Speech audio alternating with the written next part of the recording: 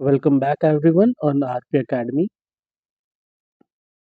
सो आज हम पढ़ेंगे about the soil and water conservation. ये आपका एग्रीकल्चर का पार्ट है एंड हम थोड़ा सा एक डिलेड हैं because of the health issue. So हम शुरू करते हैं जल्दी से। सो लाइक इंट्रोडक्शन है सबसे पहला। सॉइल क्या है? लाइक द क्रूशियल रिसोर्स है ये हमारे लिए। Like soil and water are the like the most important resources जो हमें एग्रीकल्चर प्रोडक्शन में ज़रूरत होती है। इनका काम क्या होता है? यही वो दो चीजें हैं जिनमें आप अपने बीज को डालते हैं एंड उससे आपके पास खेती होती है। ठीक है, दोनों चीजों की जरूरत है। लास्ट सेंचुरी से हम ये देखते हुए आए हैं कि जैसे जैसे आपकी पॉपुलेशन बढ़ती जा रही है तो जो खुली जगह है वो बंद होती जा रही है। जो गोइंग आप फ्लैट्स उगा रहे हैं, आपके हाईवेज बन रहे हैं, हर एक चीज बन रही है, तो उससे जो लैंड है, एग्रीकल्चर लैंड है, वो जा रही है। इसके लिए हमें क्या करना चाहिए? मतलब हमको चाहिए ढेर सारा फर्टाइल लैंड की हमें जरूरत है। लाइक अगर हम इंडिया को मान के चले तो इंडिया में 107 हेक्टेयर जो है वो सेवरली एरोडेड है और क्रिटिकली डिग्रेड हो चुकी है। लाइक उस पर आप कुछ उगा नहीं सकते। आपने उसका या तो ओवर यूटिलाइजेशन कर लिया है या उसमें कुछ उगाने की क्षमता नहीं बची है। ठीक है, तो हम प्रायोरिटी किस चीज़ को हमें देनी चाहिए? हमारी पहली प्रायोरिटी होनी चाहिए कि सॉइल और वाटर का कंजर्वेशन हम किसी भी तरीके से करें, सस्टेनेबिलिटी को देखते हुए। ठीक है, अब इसके नॉर्मली कॉजेज क्या होते हैं? हम एक इरोजन का हम मानते हैं क्या होता है। तो नेचुरल अगर हम देखें तो वाटर हुआ, वाटर इरोजन हुआ, विंड इरोजन हुआ, ये एक नेचुरल कॉजेज है। इनको रोकथाम करना एक इंसान के बस की बात नहीं है। ठीक है, फिर हम देखते हैं हमारे ह्यूमन टेंडेंसी पे, जो कि यहाँ पे ह्यूमन फैक्टर क्या होता है। ह्यूमन फैक्टर ये होता है कि आपने कंस्ट्रक्शन करा या डिफरेंट फार्मिंग मेथड आप यूज करते हैं जो बहुत जल्दी इंक्रीज करते हैं। लाइक अपने फर्टिलाइजर्स का यूज करा, अपने पेस्टिसाइड्स का यूज करा, तो ओवर कल्टीवेशन हुआ। जो फार्मिंग मेथड्स हैं वो सूट नहीं कर रहे लैंड को, लेकिन फिर भी हम उस पर कर रहे हैं समहाउ कुछ ना कुछ उगाने के लिए। तो ये भी एक इरोजन का कारण बनता है। इरोजन हार्मफुल क्यों है? इरोजन हार्मफुल इसलिए है क्योंकि जो टॉप जो नेस्ट एक तो पहली बात, कुछ भी चीज उगाना वो एक नेचुरल प्रोसेस है। रिमूव कर दे अगर हम top layer of the soil और जो ऑर्गेनिक मैटर उसके अंदर है, जो कि हम इस वाले पॉइंट में को एक्सप्लेन कर रहे हैं, अगर हम उसको रिमूव कर दें, ऑर्गेनिक मैटर उसमें नहीं बचे, न्यूट्रिएंट्स नहीं बचे, तो लैंड क्या होगी? लेस फर्टाइल हो जाएगी। लेस फर्टाइल हुई तो उसमें क्या होगा? आपको कुछ भी चीजें नहीं उगा सकते हैं। अब इसकी रिस्पॉन्सिबिलिटी कौन कौन लेता है? Like conservation is not just for scientist. ये सिर्फ साइंटिस्ट का काम नहीं है कि वो कंजर्वेशन करें। जैसे कि आपके पास आपने देखा होगा प्लांट के साइंटिस्ट होते हैं, सॉइल के साइंटिस्ट होते हैं, हाइड्रोलॉजिस्ट होते हैं, बट ये हर एक उस इंसान की है जो उस लैंड को ओन करता है, जो मैनेज करता है। जो डिफरेंट माइन ओनर्स होते हैं, माइन ओनर्स यहाँ पे जो लिखा हुआ है इसका मतलब ये है, जब आप किसी माइन, आप नेचुरल रिसोर्स एक्सट्रैक्ट करते हैं फ्रॉम इनसाइड, लाइक जैसे वो कोल वगैरह हुआ, तो उस टाइम पे भी इरोजन होता है क्योंकि आप पूरे उस बायोलॉजिकल डाइवर्सिटी को आप खराब करते हैं। ठीक है, तो यहीं पे हम देखते हैं लाइक डिफरेंट, आपको डिसिप्लिन ऑफ सॉइल भी देखना होता है। डिसिप्लिन ऑफ सॉइल क्या होता है? लाइक जैसे अगर मैं आपको एक्सप्लेन करना चाहूँ, पहले एक बार हम इसको रीड आउट कर लेते हैं, फिर हम यहाँ पे इसके डिसिप्लिन देखेंगे। सो soil and water are the two important natural resources and the basic need of agriculture production. During the last century, we have observed that the pressure of increasing population has led to degradation of the natural resources. Natural resource आपकी degrade हो रही है जैसे जैसे आपका population बढ़ रही है। ठीक है, आपको फार्मिंग ज़्यादा करनी पड़ रही है। Increase in agriculture production to the feed the increasing population is only possible if the sufficient fertile land and water is available for the farming. Agriculture production तभी उस चीज को फीड कर पाएगा आपकी इंक्रीजिंग पॉपुलेशन को जब आपके पास फर्टाइल लैंड या वाटर अवेलेबल हो। इंडिया के पास कितना हेक्टेयर्स ऑफ एरिया है? Like 328 hectares million hectares of area है जोग्राफिकल रीजन, जिसमें से 68 मिलियन hectare is critically degraded while 107 million hectare is severely eroded. इतने लैंड को हम यूज नहीं कर सकते हैं, वो डिग्रेड हो चुका है और एरोड भी हो चुका है। That's why soil and water should be given the first priority from the conservation point of view, and appropriate method should be used to ensure their sustainability and future availability। अगर आप इसे properly use नहीं करेंगे और sustainability की तरफ नहीं देखेंगे तो आप ये मान के चलिए फ्यूचर में आपके पास नहीं बचेगा। आपने देखा होगा बहुत पुराने टाइम पे कार्टून आता था Jetsons, they live in future but उनके पास उगाने के लिए कुछ नहीं था, यू नो। सो वही दुनिया हम बना जाएंगे, जहाँ पे आपको पैकेट खोलना होगा और वहां से कुछ ना कुछ खाना होगा। That would be not green food, that would be something another. So soil conservation is defined as the control of soil erosion in order to maintain agriculture productivity। आप प्रोडक्टिविटी को कैसे बचा के रखते हैं, सॉइल को इरोजन कैसे control करते हैं, that is about soil conservation. Soil erosion is often the effect of many natural causes, such as wind and water से कैसे इरोजन होता है, ये हम थोड़ा सा आगे देखेंगे इसी चैप्टर में।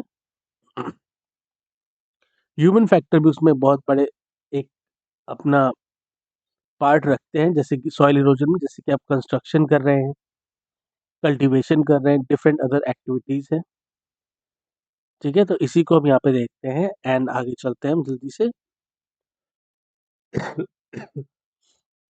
Soil science is the study of soil as a natural resources on the surface of the earth, including soil formation, classification and mapping, physical, chemical and biological and fertile property of the soil, and these property in relation to the use of management of soil।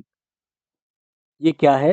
Different different आपने जो soil देखी है, जो हमने पढ़ी है अभी तक, किस टाइप की हमारी सॉइल होती है, उनकी क्या कैरेक्टरिस्टिक्स होती है, क्या उसमें उग सकता है, फिजिकल केमिकल क्या क्या चीजें उनके अंदर होती हैं, उन चीजों के बारे में स्टडी है।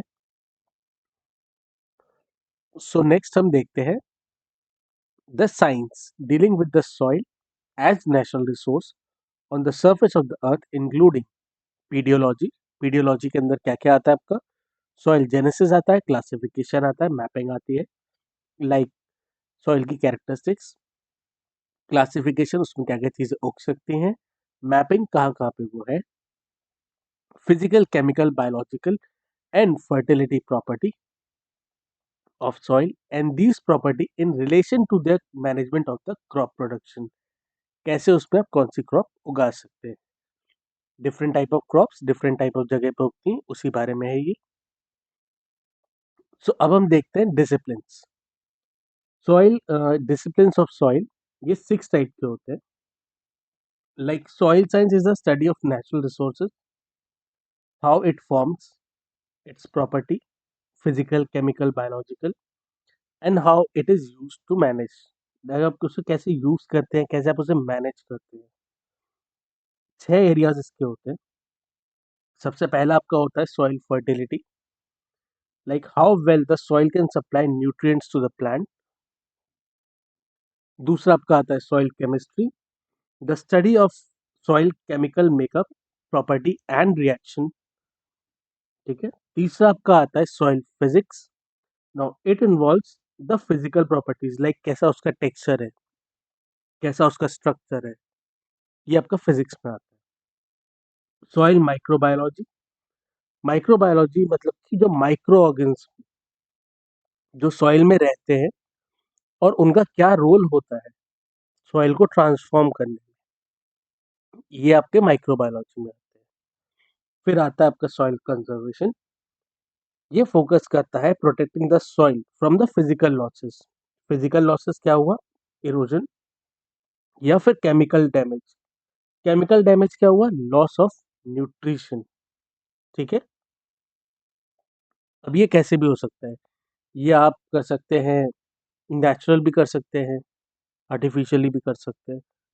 दैट इज व्हाट पीडियोलॉजी, सॉइल पीडियोलॉजी आपकी डील करती है कि आपकी सॉइल कैसे बनी है, how it is formed, map and classified. ठीक है,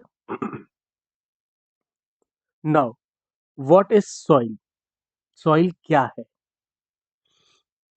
तो सॉइल को अगर मैं आपको बताना चाहूँ तो soil is a loose surface layer of the earth that comes from original rocks and minerals. They have been broken down. Soil धीमा धीमा एक लूज सरफेस की तरह जो बनता है, लूज सरफेस होता है जो आपका ओरिजिनली रॉक्स थी, आपस में टकराई, विदरिंग हुई, डिफरेंट इफेक्ट्स हुए, बारिश हुए, या एक पत्थर जो एक कहीं माउंटेन्स पे टूटा, वो धीमे धीमे आपके नीचे तक आया, उसके साथ वो टूटा, उसका सॉल्ट, उसका पार्टिकल्स अलग हुए। तो this is how soil is made up of, different soil different तरीके के प्रोसेस के साथ बनती है, डिफरेंट डिफरेंट जगह पे। ठीक है, अब इसका अगर हिस्टोरिकल व्यू देखें तो विटनी जो 1892 में थी, उन्होंने कहा था, उन्होंने सॉइल को कहा है न्यूट्रिएंट बिन, मतलब कि न्यूट्रिएंट का एक बिन, आप बिन एक नॉर्मली किसी भी कहते कंटेनर को भी कह सकते हैं, जो सप्लाई करता है न्यूट्रिएंट जो हमें प्लांट की ग्रोथ के लिए चाहिए। ठीक है, फिर आते हैं आपके हिलगर्ड 1982 में, इन्होंने कहा था सॉइल एक लूज मटेरियल है where plant anchor their root and get nourishment. एक सॉइल एक लूज मटेरियल की तरह है जहां पे जो प्लांट को आप गाड़ते हैं तो उसकी रूट अपने आप अपना रास्ता बनाती है, नीचे जाती है, नरिशमेंट अपने आप से को लेती हैं एक सॉइल में से और अपनी ग्रोथ को देखती है। ठीक है, नाउ डोकुशेफ, दैट इज 1900, ये रशियन साइंटिस्ट है, इनको फादर ऑफ सॉइल साइंस भी कहा जाता है।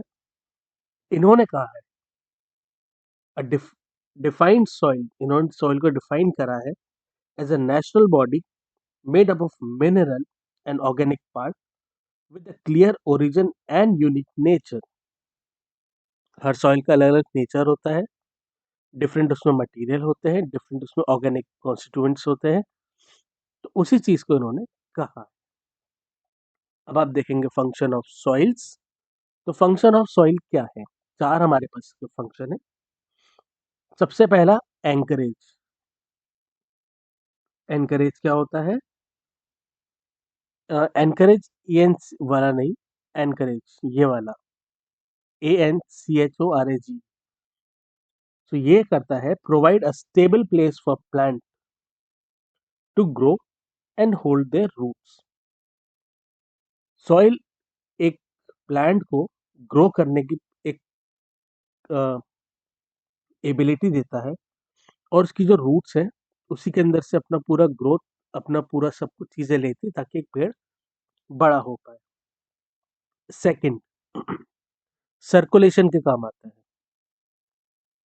पहला आपका है एनकरेज, दूसरा आपका है सर्कुलेशन।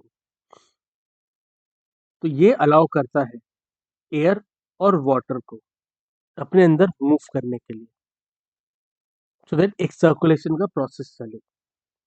तीसरा, ये एक्ट करता है एज अ रिजर्वॉयर। रिजर्वॉयर की तरह काम क्यों करेगा, क्योंकि सॉइल जो है वो वाटर भी स्टोर करती है, वो न्यूट्रिएंट्स भी स्टोर करती है जो प्लांट यूज करता है। तीसरा, ये एक माइक्रो ऑर्गेनिज्म का होम भी है।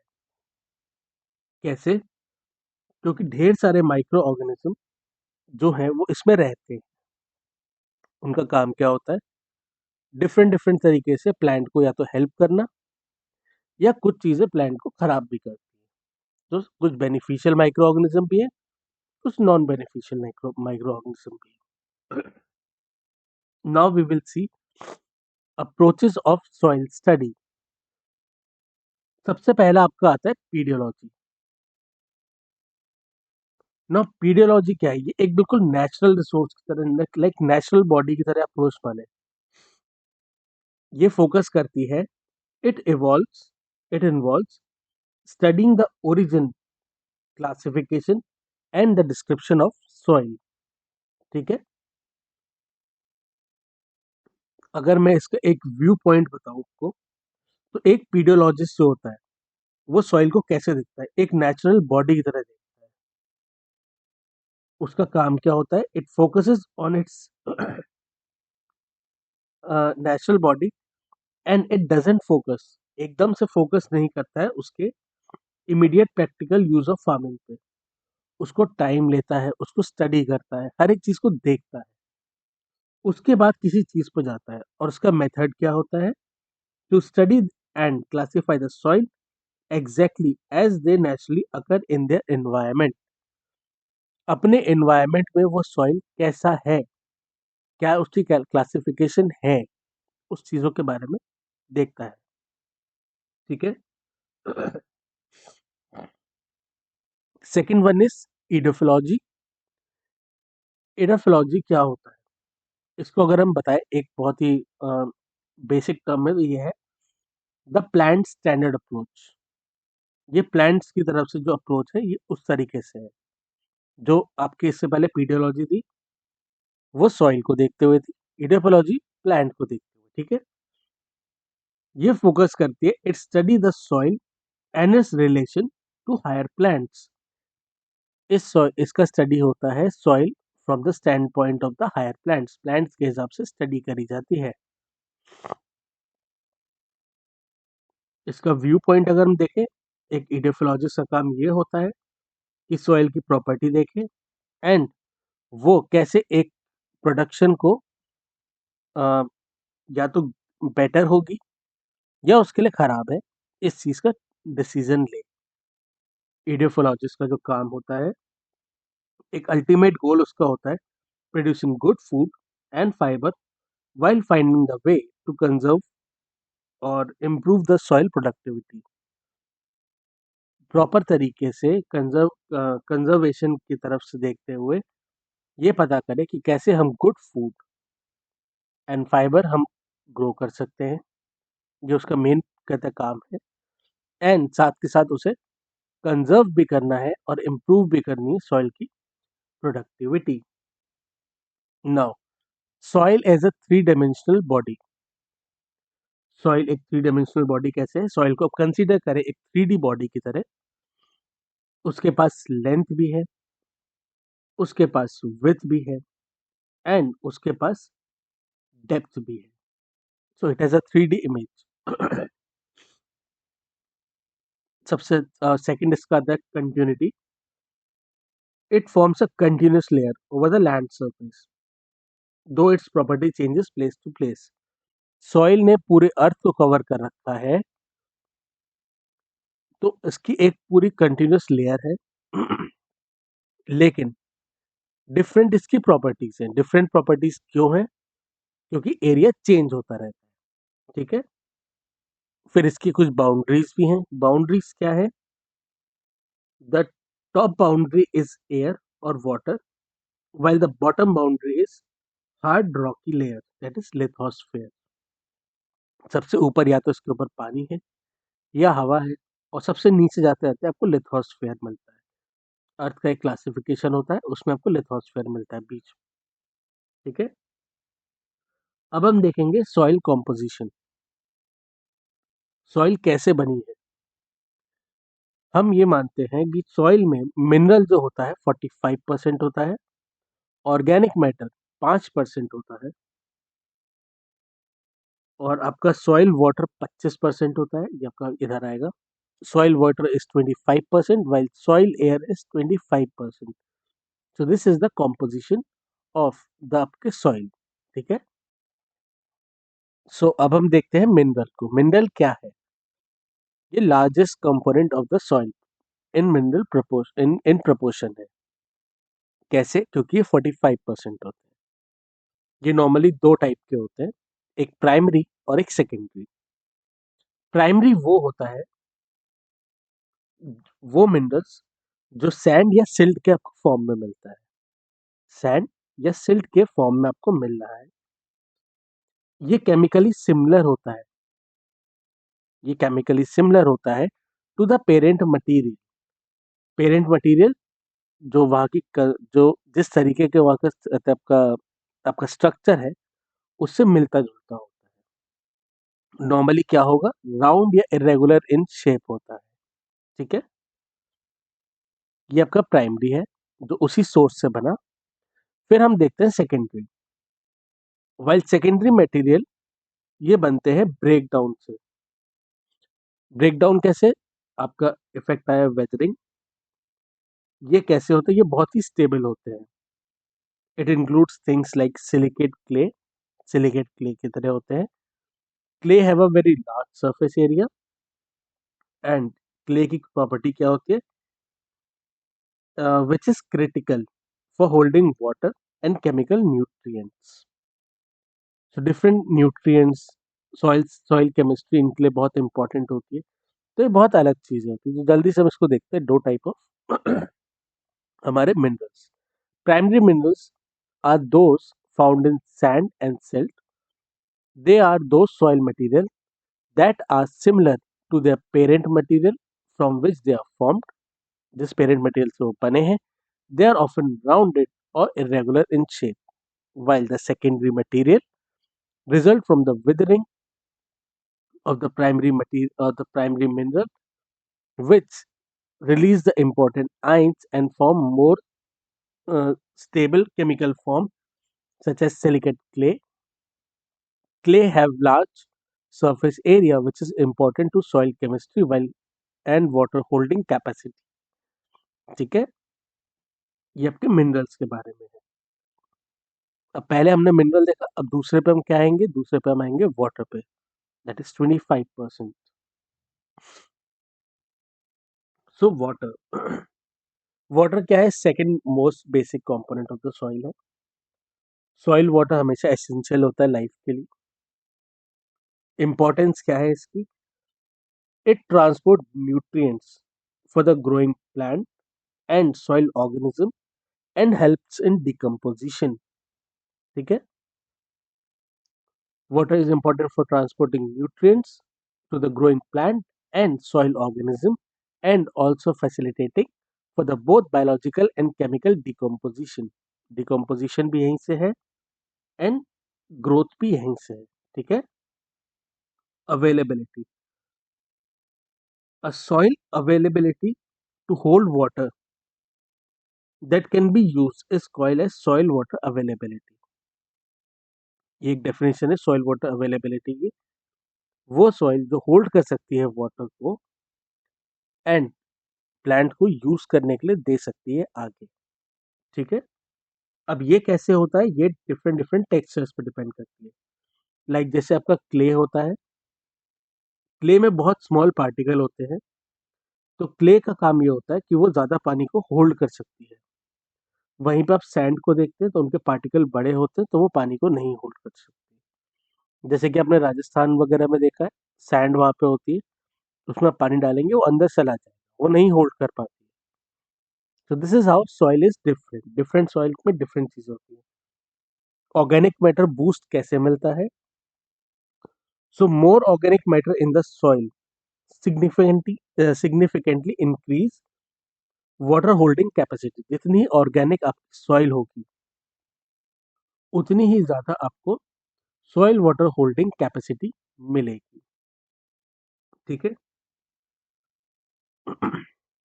नाउ विल्टिंग कोफिशिएंट और द परमानेंट विल्टिंग पॉइंट, ये क्या होता है? This is the point where water is held so tightly by the soil that the plant cannot extract and will wilt permanently. ये वो माइक्रोस्कोपिकली चीज होती है जहां पे पानी को इतनी ज्यादा मतलब स्ट्रांगली होल्ड करती है सॉइल कि उस टाइम पे जो प्लांट होते हैं वो एक्सट्रैक्ट नहीं कर पाते हैं। इसको हम कहते हैं विल्टिंग कोफिशिएंट, ठीक है, या विल्टिंग पॉइंट। अब हम चलते हैं हमारे ऑर्गेनिक मैटर्स की तरफ। हमने वाटर देख लिया, हमने मिनरल्स देख लिए, now organic matter. Organic matter क्या होते हैं? It is the next basic component जो आपके सॉइल के लिए चाहिए होते हैं। ऑर्गेनिक मैटर कैसे मिलता है? It is derive from the dead plants and animal, ठीक है। सुपर पावर, हम इसको मानते हैं इनके पास सुपर पावर होती है। It has a high capacity to hold और provide the essential nutrients and water to the plant, जो उसका सेकंड पॉइंट बताता है। Organic matter is derived from dead plants and animals. It have a high capacity to hold onto and to provide essential elements and water to the for the plant growth. तो इसको हम super powers कहेंगे, ये organic matter की super power है। Productivity indicator, productivity indicator को हम कैसे देखेंगे? Soil high in organic matter are often the most productive and fertile because they can hold more nutrients and water. जितना हाई ऑर्गेनिक मैटर इसके अंदर होगा, also have a high CEC, वो उतनी ही ज़्यादा प्रोडक्टिव होंगे फॉर द प्लांट ग्रोथ, उतनी ज़्यादा प्रोडक्टिविटी वो देंगे, ठीक है। Now benefit in soil, benefit in sand, sorry. So benefit in sand क्या हुआ? Organic matter help Sandy soil वो होती है जो पुअर वाटर होल्डिंग कैपेसिटी रखती है, वो वाटर को अच्छे से होल्ड नहीं करती है, by greatly enhancing their water holding capacity. अगर ऑर्गेनिक मैटर को आप सैंडी सॉइल में मिलाते हैं तो उसको भी वो अपनी कैरेक्टरिस्टिक बदलने के लिए कर देती है, लाइक मजबूर कर देती है, ठीक है। सो organic matter also has a very high plant available water holding capacity when which can enhance the growth of potential soil with poor water holding capacity such as sand, ठीक है। Thus the percent of decomposed organic matter in or on the soil is often used as an indicator of a productive and fertile soil। कितना उसमें organic matter है वही बताता है productivity and fertility of the soil को। अब हम देखते हैं एयर एंड गैसेस। अब हमारे पास यही बचा है देखने के लिए, तो हम इसको देखेंगे। लोकेशन, कहाँ मिलती है आपको एयर और गैस? ये आपको मिलते हैं पोर्स में, जो स्पेस होती है जहाँ पे आपका पानी नहीं पहुंच पाता। एयर और गैस आपको वहां मिलती है जहाँ पे पानी नहीं होता, ठीक है। एसेंशियल फॉर रूट ऑक्सीजन, जैसे एक इंसान को चाहिए ऑक्सीजन, वैसे ही जो रूट्स होती हैं, लाइक आपके बहुत क्रिटिकल होती है for the roots and the microbe respiration, जो माइक्रोब्स वहाँ पे जिंदा है उनको भी तो चाहिए एयर। और इससे क्या होता है? इससे होता है प्लांट का ग्रोथ, ठीक है। अदर की गैसेस अगर मैं आपको बताऊं तो कार्बन डाइऑक्साइड और नाइट्रोजन, ये किस लिए काम में आती है? ये इंपॉर्टेंट होती है नाइट्रोजन फिक्सेशन बैक्टीरियाज के लिए। कार्बन डाइऑक्साइड एंड नाइट्रोजन, ठीक है। ऑक्सीजन क्यों जरूरी होती है ये मैं आपको बता दिया। सो अब हमारा आता है लास्ट वन। अगर सॉइल बहुत टाइम तक वाटर लॉक्ड है तो जो गैस की जो स्पेस है वो एक्सेस वाटर ले लेगा, और उससे क्या होगा? जो रूट्स हैं उनको जो गैस मिलनी चाहिए, लाइक ऑक्सीजन मिलनी चाहिए, कार्बन डाइऑक्साइड मिलनी चाहिए, नाइट्रोजन मिलनी चाहिए, वो नहीं मिलेगी। और अगर वो नहीं मिली तो प्लांट की डेथ हो जाती है। सो ये बहुत ज़्यादा कॉमन एक कंसर्न होता है फ्लड का या वाटर का, इसलिए भी हमें एयर एंड गैसेस चाहिए होती है, ओके।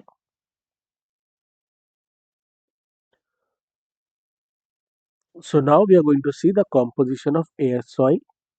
एयर सॉइल में क्या क्या चीज़ें होती हैं? Atmospheric air, that is 79% of nitrogen, 20% oxygen, 0.3% carbon dioxide, ये कॉम्पोजिशन ऑफ एयर है। सॉइल एयर कितना होता है? 79.20, oxygen 20.60, carbon dioxide 0.25। Sandy loamy air कितना होता है? 79.20, 19.95 एंड 0.30। लोमी में कितना एयर होता है आपका? उसका परसेंटेज वॉल्यूम, ये आपका 79.20, 19.20 and 0.62 carbon dioxide. Clayey soil में कितना होता है नाइट्रोजन आपका? 79.20, ऑक्सीजन आपका 19.69 एंड कार्बन डाइऑक्साइड आपका 0.06।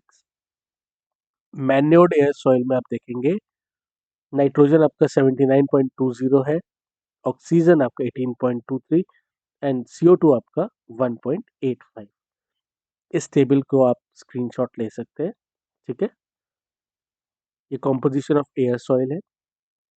एटमॉस्फेयर में कितना होता है एंड आपके पास सॉइल में कितना होता है, ठीक है।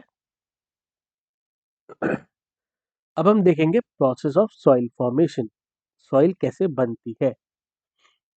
सो soil formation involves changing of rock organic material into soil. जो आपके पास रॉकी मटेरियल है, कैसे वो एक सॉइल के अंदर कन्वर्ट होते हैं। डिफरेंट इसके प्रोसेसेस होते हैं, उनको हम देखेंगे। और ये प्रोसेस 100 और 1000 ऑफ ईयर से चलते हुए आ रहे हैं। ऐसा नहीं है कि हमने आज ही कोई सॉइल बनाई है, सॉइल सालों से बनती चली आ रही है। Now we will see the factor influencing soil formation. पहला आपका आता है पेरेंट मटेरियल। पेरेंट मटेरियल क्या होता है? द ओरिजिनल रॉक और सेडिमेंट ऑफ सॉइल, कहाँ जहाँ से वो बनी है। It determines the starting mineral and influence the property like colour and texture. एक नॉर्मल ह्यूमन बीइंग की तरह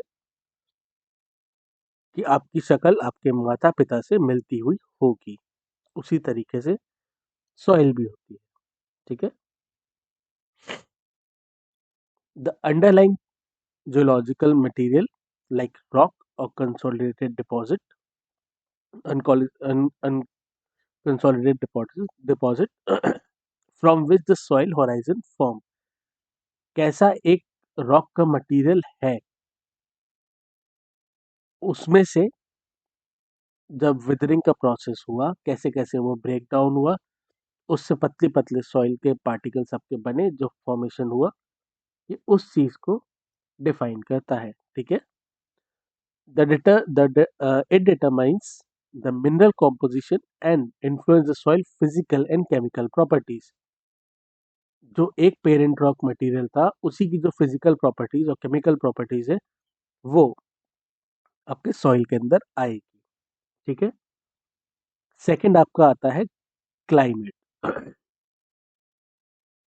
तो टेम्परेचर और रेनफॉल जो होते हैं, ये सबसे बड़े पार्ट होते हैं आपके विदरिंग प्रोसेस। विदरिंग प्रोसेस क्या होती है? वार्म या वेट क्लाइमेट जो होता है, वहां पे आपका केमिकल ब्रेकडाउन बहुत जल्दी होता है रॉक्स एंड ऑर्गेनिक मैटर का, ये आपको याद रखना होगा।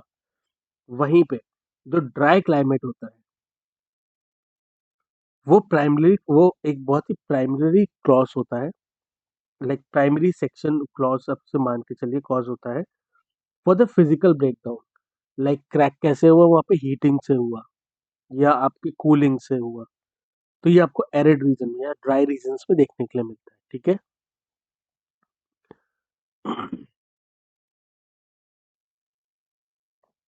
सो हम देखते हैं नेक्स्ट इज अवर ऑर्गेनिज्म। तो ऑर्गेनिज्म में कौन कौन आते हैं? आपका प्लांट आता है, एनिमल आता है एंड माइक्रो ऑर्गेनिज्म आता है। ह्यूमन एक्टिविटी आपकी अब इंक्लूड हुई है, ये पहले नहीं होती थी, ठीक है। तो रॉक्स का जो रॉक्स रूट्स जो थी वो ब्रेक डाउन करती थी। जैसे रूट्स अंदर डीपर जा रही हैं, तो they are going into a flat surface, like कोई भी एक सॉइल या एक आप पत्थर मान ले, उसके अंदर जा रही है। अपने अपने घरों में भी देखा होगा, कहीं ना कहीं पे अगर आप ज़्यादा टाइम सफाई नहीं करते, तो वहाँ पे धीमे धीमे प्लांट्स उगने शुरू होते हैं अपने आप। यू डोंट प्लांट देम, वो अपने आप उगते हैं, ठीक है। वो आपके छत के अंदर जा सकते हैं, वो आपके कहीं पे भी उग सकते हैं, ठीक है? इनका काम क्या होता है, ये रॉक्स को ब्रेक डाउन करती हुई अंदर जा रहे हैं। ये आप छोटा एग्जाम्पल है, बड़े एग्जाम्पल में आप प्लांट्स देख सकते हो, मतलब ट्रीज को देख सकते हैं, आप फॉरेस्ट देख सकते हैं, वहां पे भी है, ठीक है? इन्होंने क्या करा, रॉक्स को ब्रेक डाउन करा, ऑर्गेनिक मैटर इन्होंने अपने आप उसमें ऐड करा, और न्यूट्रिएंट साइकिल उसको वहां से मिल गई, क्योंकि वहां पे माइक्रो ऑर्गेनिज्म भी आपके पास अंदर होते हैं। फिर उसके बाद माइक्रो ऑर्गेनिज्म का काम क्या है, जो भी प्लांट्स वगैरह शेड होके वहां से गिरे, उन्होंने क्या करा, उसको ऑर्गेनिक मैटर में कन्वर्ट करा। उससे क्या हुआ, सॉइल एनरिच हुई, एंड जिससे ह्यूमस बना, एंड सॉइल बेटर हो गई ग्रो करने के लिए। नाउ फोर्थ वन इज ट्रोपोलॉजी या टोपोग्राफी। टोपोग्राफी क्या होती है? It is the shape of land. इसको आप स्लोप भी कह सकते हैं, या इसको फ्लैट भी कह सकते हैं। कैसा एक लैंडस्केप है, वो आपको बताता है कि कैसी उसकी टोपोग्राफी है। अगर स्लोप है तो वहाँ इरोजन होगा, स्लोप है तो पानी वहाँ रुकेगा नहीं, ऊपर की टॉप लेयर बार बार बह के चली जाएगी। तो यही चीजें हैं। वहीं पे हम देखते हैं जो स्टीप स्लोप होती है, सेकंड हमारा, ये स्टीप स्लोप जो है, ऐसे, ये आपने देखा बिल्कुल स्टीप स्लोप्स। यहाँ पे क्या होता है, अब सबसे ज्यादा इरोजन देखते हैं, सॉइल का फॉर्मेशन नहीं होती। सबसे पहले पार्ट में मैंने आपको बताया था, यहाँ पे आपको सॉइल देखने के लिए टॉप सॉइल बहुत कम होती है, क्योंकि वो बार बार बह जाती है, क्योंकि पानी आता है। वहीं पे आप वैलीज को देखते हैं या फ्लैटलैंड को देखते हैं, तो वहां पे क्या होता है, वहां सॉइल बहुत ज्यादा होती है, ऑर्गेनिक मटेरियल को बहुत मिलेगा। क्यों मिलेगा? क्योंकि वो एक फ्लैट स्पेस है, वहां पे वाटर इरोजन आपको इतना देखने के लिए नहीं मिलेगा। वहां पे आप डिफरेंट टेक्निक्स को भी लगा सकते हैं ना, आप चीजों को प्रोटेक्ट कर सकते हैं, ठीक है? फिर आता है टाइम, जो है सबसे बड़ा फैक्टर। सॉइल फॉर्मेशन एक बहुत ही स्लो प्रोसेस है, बहुत धीमे धीमे एक सॉइल बनती है, hundred and thousands of year लग जाते हैं, तब जाके सॉइल के डिस्टिंक्ट लेयर, लाइक सॉइल को आप जानते हैं सॉइल कैसे होती है। सबसे पहले ऊपर आपका सॉइल होराइजन आता है, फिर जोन ऑफ लीचिंग आता है, फिर एक्यूमुलेशन आता है, फिर आपका वेदर्ड रॉक्स आते हैं। इतनी बड़ी सॉइल की एक कंपोजिशन लेयर बनती है। तो ये लेयर विद द टाइम बनती है, एकदम से नहीं बनती है, ठीक है? तो इसी को हम देखते हैं आगे। Over the time, soil develops in different horizon layer with the distinct characteristics. तो ये है इसकी different characteristic, process of soil formation. अगर मैं आपको एक, अगर हमने इसमें सॉइल होराइजन, ओके, तो सॉइल होराइजन में आपको यहाँ पे आगे एक्सप्लेन करूंगा, ये आगे है, ठीक है? Just second. Now the process of formation of soil. Soil कैसे बनी? मैं बहुत बार वेदरिंग प्रोसेस को बोलता आ रहा हूँ। वेदरिंग एक प्रोसेस है, वेदरिंग एक प्रोसेस है। Now we are going to see weathering कैसे होता है। तीन टाइप के वेदरिंग प्रोसेस होते हैं। तो सबसे पहला आपका आता है फिजिकल वेदरिंग। फिजिकल वेदरिंग क्या होता है? Break down of rocks into smaller particle without changing their composition. अब इसका एक एग्जांपल देता हूँ। आपने या आपने गंगा रिवर देखी, जब ऊपर पहाड़ों से स्टार्ट होती है, तो ढेर सारे रॉक्स हैं। जब पानी फ्लो हो रहा होता है तो उसके साथ रॉक्स भी आते हैं। तो वो रॉक जो है, एक बड़ा सा रॉक, विद द टाइम जब वाटर के साथ वो मूव करता है, विद द चैनल वो मूव करता हुआ आता है रिवर के अंदर, तो नीचे जब बार बार वो टकराता है, उसके साथ क्या होता है, वो ब्रेक होता है। अब वो ब्रेक हो रहा है, उस ब्रेक होने से क्या हो रहा है, उसके छोटे छोटे पार्टिकल्स बन रहे हैं।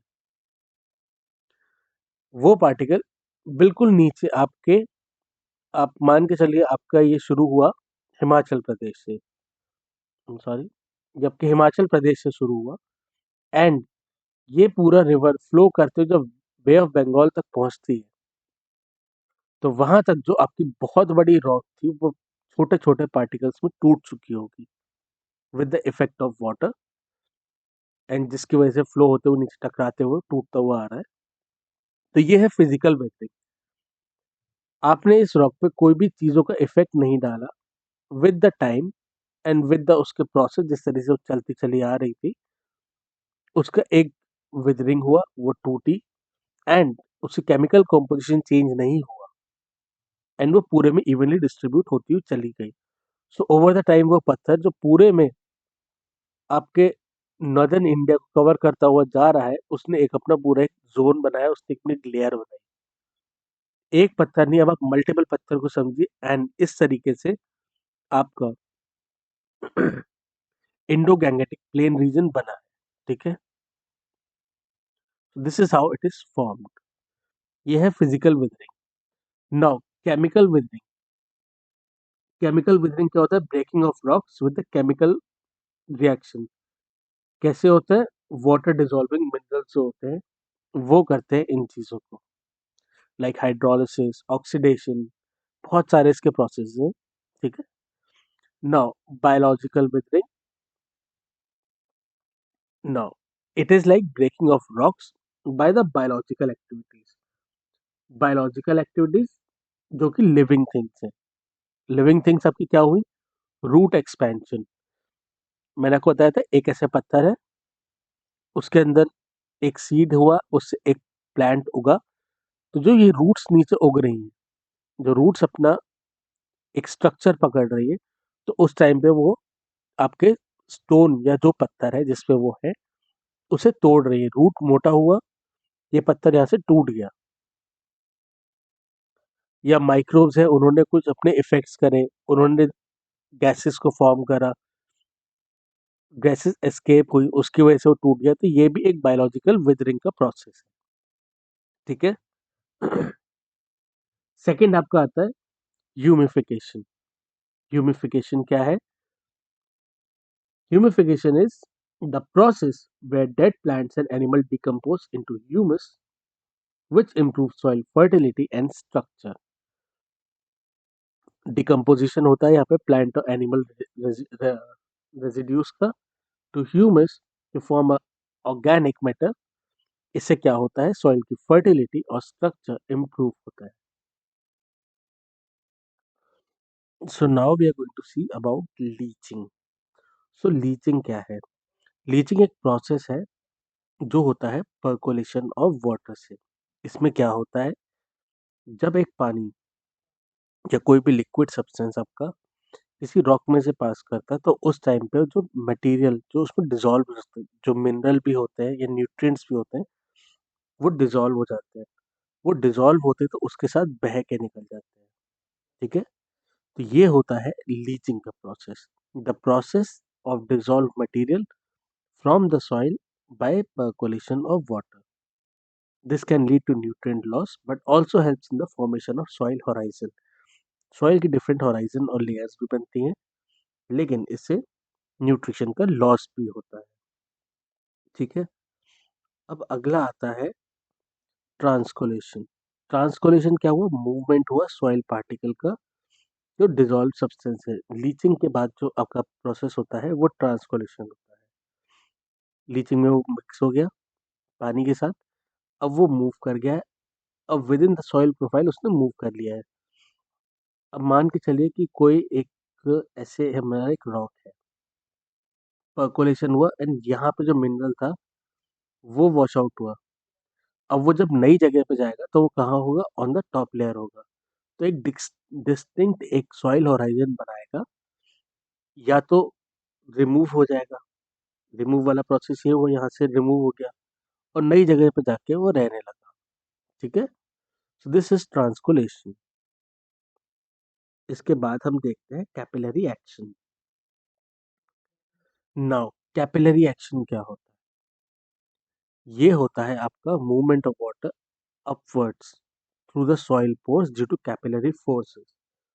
एक सॉइल है, आपने देखा होगा सॉइल जैसे कि कुछ पत्थरों में से जैसे पानी मूव करता है, तो ये होते हैं कैपिलरी एक्शंस।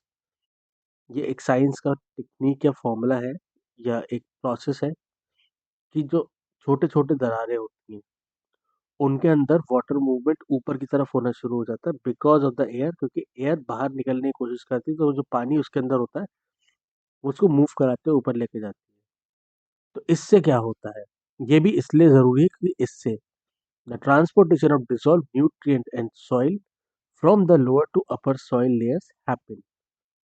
इसका फायदा क्या है, जो नीचे आपको मिले न्यूट्रिएंट्स, सॉल्ट, वो मूव करते हुए ऊपर की तरफ चले जाते हैं। ठीक है, तो अब क्या हुआ, जो आपका सीड है उसको यहाँ पे नीचे के मिनरल्स भी मिलने शुरू हो गए। ये नहीं हुआ कि उसको अपने रूट्स बड़े करके नीचे पहुंचना पड़ा। ठीक है, so now we are going to see soil horizon. Soil horizon क्या होता है, डिफरेंट डिफरेंट लेयर्स हैं, कैसे वो बनी है उसके बारे में। ये 6 लेयर्स होती हैं। सबसे पहला जो हम देखते हैं, सबसे पहला होता है ऑर्गेनिक कंपोस्ट लेयर। जैसे कोई एक पेड़ वगैरह लगा होता है, ठीक है, एक पेड़ है, तो सबसे पहली लेयर कौन सी होगी, जो पेड़ आपका ऐसे पूरा बना हुआ है, इसके ट्विग्स गिरे, इसकी लीव्स गिरी, जो भी चीजें गिरी, वो यहाँ पहले यहाँ पे नीचे गिरी, इसे क्या कहेंगे हम, ऑर्गेनिक लेयर। क्यों, क्योंकि यहाँ पे जो भी आपका डिकम्पोज ट्विग्स हुई, लीव्स हुए, वो सब चीजें यहाँ पे आके गिरती हैं। तो ये होगी आपकी ऑर्गेनिक लेयर। इसके बाद हम थोड़ा सा नीचे चलते हैं तो यहाँ पे आपकी आती है top soil, that is a horizon. ऊपर डिकम्पोज लेयर थी, ये हल्का सा नीचे गया।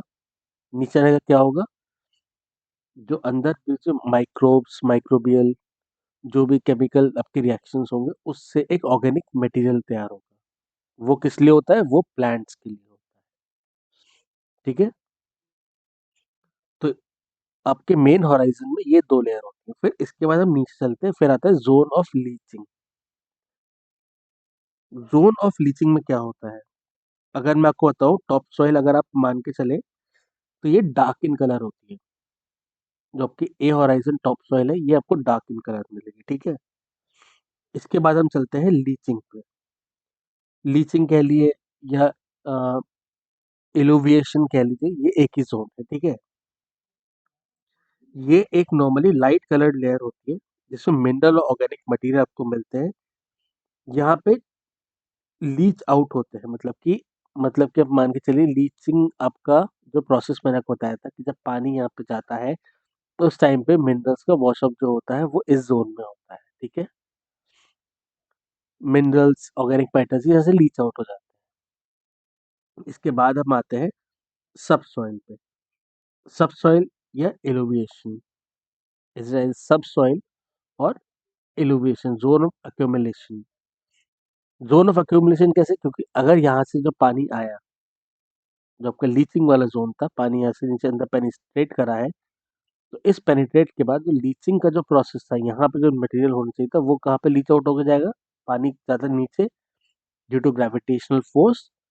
तो ये सारे के सारे मिनरल्स नीचे सब सॉइल में चले गए।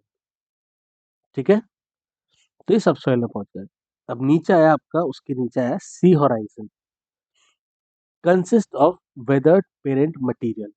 वेदर्ड पेरेंट मटेरियल क्या हुआ, वो मटेरियल जिससे ये आपके ऊपर की पूरी लेयर्स बनी है। वेदरिंग के प्रोसेस से ये जो हार्ड मटेरियल था सॉफ्ट में कन्वर्ट होकर ये पूरा सॉइल बना। तो ये है पेरेंट मटेरियल। ये थोड़े से नॉर्मली बड़े होते हैं, चंक्स की तरह आप इनको मान सकते हैं, ब्रोकन डाउन ब्लॉक्स की तरह। फिर आता है R horizon. R horizon is like very सख्त वाला, इट्स वेरी हार्ड। इस पे अभी तक वेदर का कोई इफेक्ट नहीं है। ये सबसे स्ट्रॉन्गेस्ट एंड सबसे प्रिमिटिव, सबसे पुरानी लेयर बेड रॉक की। ओके, तो ये होती है आपके सॉइल के डिफरेंट होराइजंस। सो अब हम देखेंगे हमारा phases of soil.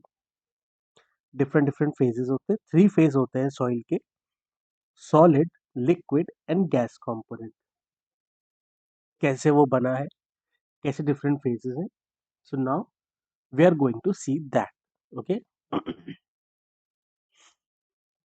so soil is a complex system made up of solid liquid and gaseous material. Soil is a three-phase or polyphasic system. Polyphasic, that means three, comprising A, the solid phase, the liquid phase, and the gaseous phase in some proportions. Normally, these proportions are 50 is to 25 is to 25. Like 50% is solid, 25% is liquid, and 25% is gaseous form, gaseous phase. ये different different soil पे vary करता है. Occasions होते हैं जहाँ पे liquid और gaseous phase absent होते हैं. क्यों होते हैं?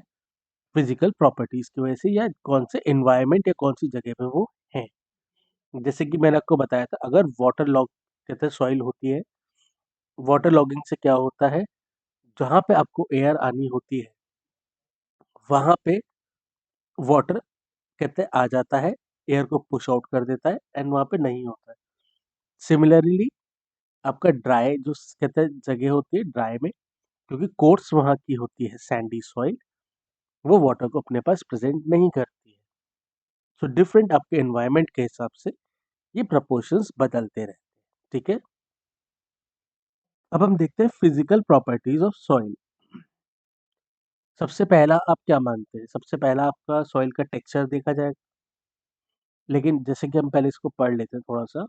You will see physical properties or mechanical behavior of a soil is greatly influence its use and behavior towards a plant growth.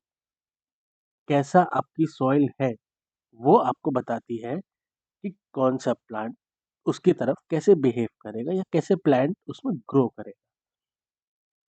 The plant support root penetration, drainage, aeration, retention of moisture, plant nutrients linked with the physical condition of the soil. कैसे आपका plant grow करता है ये आप जानते हैं. कैसे उसकी रूट पेनिट्रेशन, सब चीज़ें एक सॉइल की कंडीशन के ऊपर डिपेंड करती है. कौन सी सॉइल आपको चाहिए, कौन सी सॉइल पे वो बनेगा. Physical properties also influence the chemical and biological behaviour of the soil.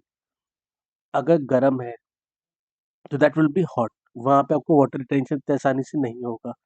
There will be crops जो आपको अलग यूज करनी पड़ेंगी, जो आपके केमिकल एंड बायोलॉजिकल बिहेवियर दोनों को बदलेंगे. तो biological things will be according to climate.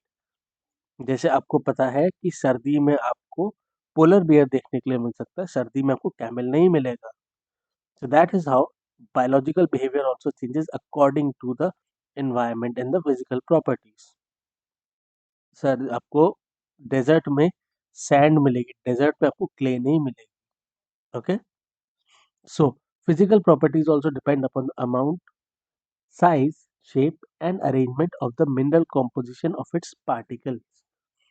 Physical composition से, फिजिकल प्रॉपर्टी से ये भी होता है कि कैसा उसका अमाउंट है, सॉइल कैसी प्रेजेंट है, उसका साइज, अरेंजमेंट, वॉश ऑफ वगैरह ये कैसे है. तो वो सब चीज़ें भी उस पर डिपेंड करती हैं. ठीक है, so these properties also depend on the organic matter and pore spaces. Important physical properties of soil are soil texture, soil structure and surface area. तो सॉइल टेक्सचर को अगर मैं बिल्कुल इन शॉर्ट आपको समझाना चाहूँ, तीन टाइप की होती है: sand, silt and clay. Sand आपकी सबसे लार्जेस्ट होती है. हम थोड़ा सा आगे चलते हैं यहाँ पे, because I am going to explain that.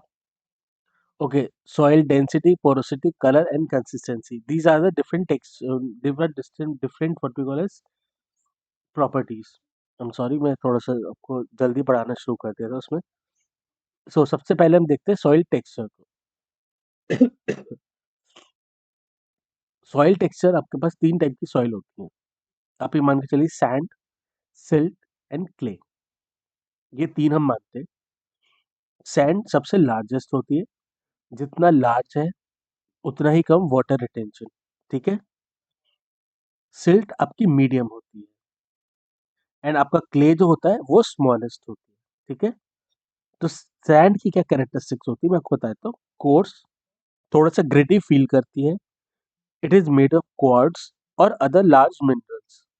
वहीं पे आप सिल्ट को जो देखते हैं, जो पार्टिकल साइज उसमें छोटा होता है, मतलब सैंड और क्ले के बीच का होता है. आपको फील करेगी बहुत ही स्मूथ, फ्लोरी, मतलब आटे जैसी फील होगी, ठीक है। फ्लोरी इज लाइक आटे जैसा फील होता। क्ले कैसी आपकी होगी, एकदम फ्लैट, प्लेट लाइक शेप, जो उसका आपका, मैं आपका बताऊं उसका अगर सेंटीमीटर्स में बताऊं तो वो लेस देन 0.002 मिलीमीटर्स में होता है। क्ले में distance, like in the between the particles, what you call as surface area, बहुत ज्यादा होता है क्ले का। अब इसके रोल क्या क्या होते हैं, मैं आपको एक रोल, हम पहले जल्दी से हमको समझाए तो फिर हम इसको पढ़ेंगे। तो सैंड का जो रोल होता है, ये फॉर्म होती है स्केलेटन से। इसमें गुड ड्रेनेज होती है। गुड ड्रेनेज क्यों होगी, क्योंकि बड़े इसमें स्पेसेस है। इसके बाद जो सिल्ट होती है वो भी स्केलेटन से बनती है, लेकिन इसमें क्या होता है, ये होल्ड करती है वाटर और न्यूट्रिएंट्स को। अब आपका आता है क्ले। क्ले का क्या होता है, इट फॉर्म्स द फ्लैश, एक फ्लैश की तरह काम करती है। फ्लैश मतलब कि it holds most of the water and nutrients, ठीक है। तो ये है इसकी इन तीनों की कैरेक्टरिस्टिक। तो अब हम इसे पढ़ेंगे जल्दी से।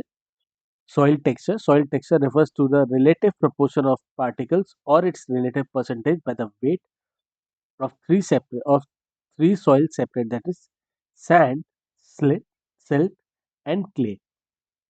ये तीन हम normally comparison में लगाते हैं. The proportion of each size of the given texture cannot be easily altered and it is considered as the basic property of the soil. इसको बहुत ही basic property of the soil की तरह मानते हैं, क्योंकि तीनों का अलग अलग एक texture होता है, ठीक है।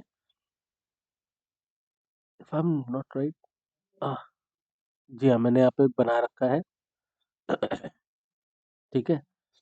So the proportion of each we have created, so the soil separate defined in terms of diameter in millimeter of the soil particle less than 2 millimeter in diameter are excluded from the soil textural determination, like 2 millimetre से नीचे के को हम determine नहीं करते, हम उसको consider नहीं करते।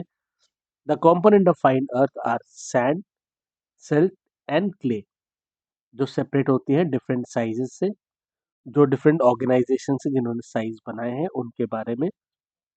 इनमें कौन कौन से आपके आते हैं, the American system developed by USDA, the English system और British system developed by PSI and international system that is ISSS and the European system, ये आपका फोर्थ। तो ये कुछ टेबल्स हैं जो बताते हैं आपको सॉइल के बारे में। यूएसडीए क्लाउड सेपरेट आपको, सॉइल सेपरेट आपको करता है, डायमीटर कितना उसका होना चाहिए, इसका एक स्क्रीनशॉट आप ले सकते हैं। मैं इन पे कोई मार्किंग्स नहीं लगाऊंगा। जो मैंने आपको तीन टाइप बताए थे वो एक मेन है, ये आपके फर्दर डिविजन्स हैं जो डिफरेंट डिफरेंट आपकी ऑर्गेनाइजेशंस करती है, ठीक है।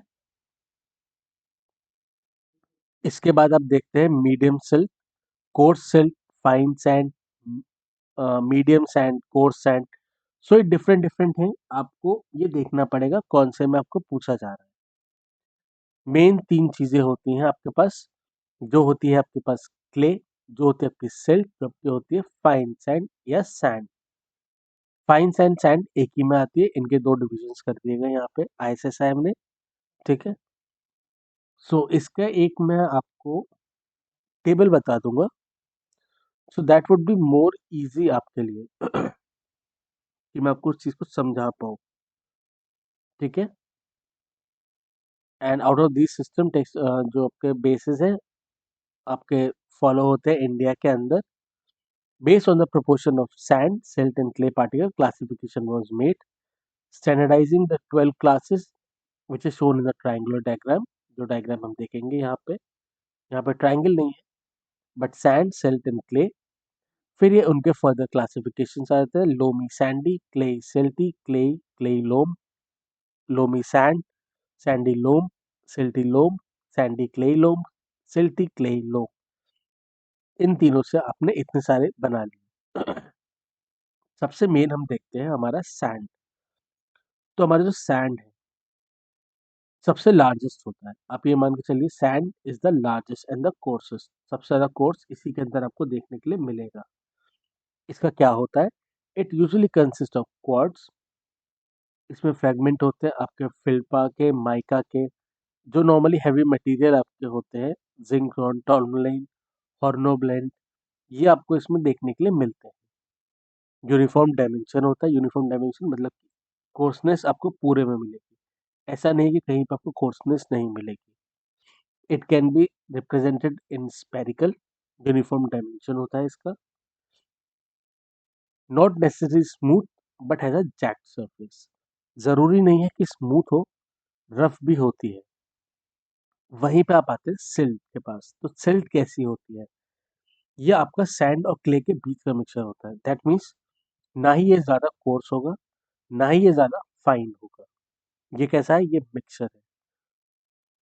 Since the particle size between sand and clay and the size is smaller and the surface area is more, size छोटे होने की वजह से सरफेस एरिया इसका बड़ा है। Coated with clay, it has physiochemical properties as that of clay to a limited extent. ये clay की तरह पानी को होल्ड करती है, लेकिन ज्यादा नहीं, एक कुछ एक्सटेंट तक। Sand and silt form the skeleton. Skeleton क्या होता है? स्केलेटन होता है, जैसे एक ह्यूमन बॉडी है, तो ह्यूमन बॉडी पे जो बोन्स हैं वो आपके स्केलेटन है। जो क्ले आपका होता है, क्ले होता है फ्लैश की तरह, लाइक द मसल्स। तो ऐसे बनता है सॉइल। तो सिल्ट एंड सैंड आपका स्केलेटन है, like the bones, and clay आपका क्या है? फ्लैश, जो उस बोन के ऊपर चढ़ा हुआ है सॉइल पे। ठीक है, तो इसी को हम देखते हैं आगे। Clay particle size less than 0.002 millimetre, plate like और नीडल लाइक शेप, बहुत ही पतली होती है, प्लेट की तरह होती है क्ले। क्यों होती है? उसके अंदर एल्यूमिनियम सिलिकेट ग्रुप के मिनरल्स आपको देखने के लिए मिलते हैं, एंड क्योंकि उसमें पानी के लिए रिटेंशन अच्छा होता है, so that's why it's very fine like needle and it's smooth like a plate. Okay, sometimes considerable concentration of the fine particle which does not belong to the aluminum silicate, उतने जो आपके पास fine particle जो उसमें नहीं मिलते वो भी आपको इसमें मिलेंगे, एल्यूमिनियम सिलिकेट के जो बिलोंग नहीं करते हैं। These are secondary mineral derive from the primary mineral rocks. ये आपके सेकेंडरी मिनरल, जैसे कि आप लीचिंग के थ्रू जो आपके पास आ गए, ये वो भी एक प्रोसेस के साथ आते हैं, like a very very fine particles. ठीक है, तो इसको हम कहते हैं फ्लैश ऑफ सॉइल। ये स्केलेटन था, ये फ्लैश ऑफ सॉइल था। इसके साथ क्या बनता है? आपका पूरा सॉइल का एक फिगर आपका बन सकता है इससे। ठीक है, ये गया आपका triangle that was missing over there.